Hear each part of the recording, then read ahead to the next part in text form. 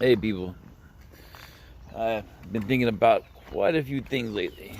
Some things are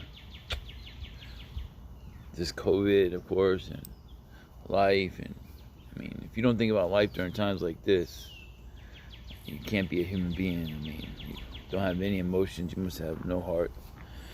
And I seem to be one of those people who try to spread truth, per se, and God's truth and the earth's truth. And just, yeah, remember, God is all around us. He's everywhere. He's anywhere He wants to be. It's not us to dictate where God is or who He is or what He is or what He does or what He smells like, what He looks like. He already is. There's something that people who are Christians or want to make a saying or a thought. So we see Jesus, we see God, the Holy Spirit. Well, Jesus was sent. Of course, God, into the flesh, He was in the womb, born.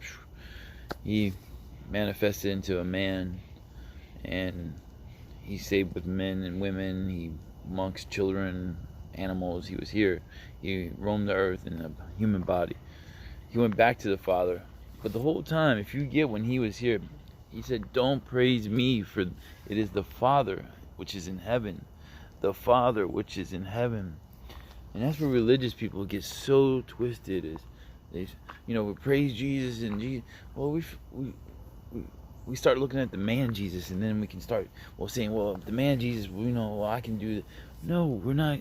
We got to be who God created us to be, and we need to remember Jesus said, "No, look at the Father who is in heaven. Focus on Him. Think, use your brain." Because Jesus came for one reason, to reconnect us with the Father. Because no one could understand this spiritual thing, this God, or they put their own little thing on, their own twist on God, and wanted to make God their God, and they wanted to, whatever they felt about it. And Jesus said, no, God is up there. He's somewhere. He's there, and He wants a relationship with you, and it's all He's been trying to do all this time. He created you guys. He loved you guys, and you guys don't want to hear His voice. You don't want to tune into your spiritual being, your spiritual person. This person here, this meat and this flesh, this is nothing. This all goes away. It means nothing. That's why the most important thing while we're here is to remember, yes, we're going to live in eternity somewhere, because we're a spiritual being that doesn't die. God breathed into us life, and that life is a spiritual thing. It's not this brain and this matter that we're made up of. It's so much more, and it's so simple if you just understood it.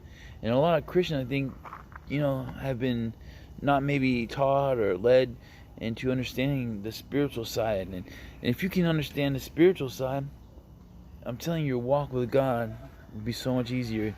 You can actually hear God speak to you one day. I mean, yeah, we hear Him in our hearts, we hear Him in our minds, we hear Him in our thoughts, we hear Him in our prayers, we hear Him in our dreams. We hear God in so many ways, but that's all God desires. God's not looking for no one to be perfect. He actually can use the most imperfect. I know, because I am not perfect, and I've seen Him use me, and I'm so thankful that He could use me. I'm so grateful He can use me, and He's using me right now to help people see, to get out of this religious state of mind, because religion's bad. Religion kills. Religion creates monsters. Religious monsters.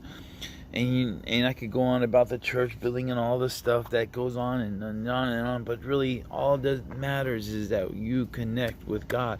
Ask Him to speak to you personally. That's what that's what Jesus was trying to say. God in the flesh was trying to say to you, this body, I'm going to leave this behind. I'm going to a place, and one day you will be there with me in that place. There's another place. There's another place. It's a different place. Things are different. Colors are different. Sounds are different. Everything's so different. It's such a different place. And I've had little visions of that place, and the colors of that place, and the colors of good and evil, and all this stuff that God's gifted me to see. And I'm so thankful for those. And I'm not a spiritual nutcase. Yes, I love spiritual matters, but I'm not going to beat you up with spiritual stuff, because that's not what I'm talking about. I'm not telling you to drop on the floor and start shaking. I'm talking about realizing that God is a spirit and that you have another side, you have spiritual, and that you need to connect through that side to God, through the Holy Spirit, and you'll be good, and you'll be loved, and you'll be enriched, and you will find peace, love, tranquility, truth, happiness, and all these things if you just ask Him to help you. And I'm asking, and I'm praying right now to the Father for all that listen, that God just blesses you and gives you sight, opens your eyes, and gives you a heart that melts for Him and understands what He wants from you, and just simple things He wants from you. He doesn't want everything. He doesn't want your car. He doesn't want your house. He doesn't want your family necessarily. He wants their hearts. But hey, that's between you and Him, man.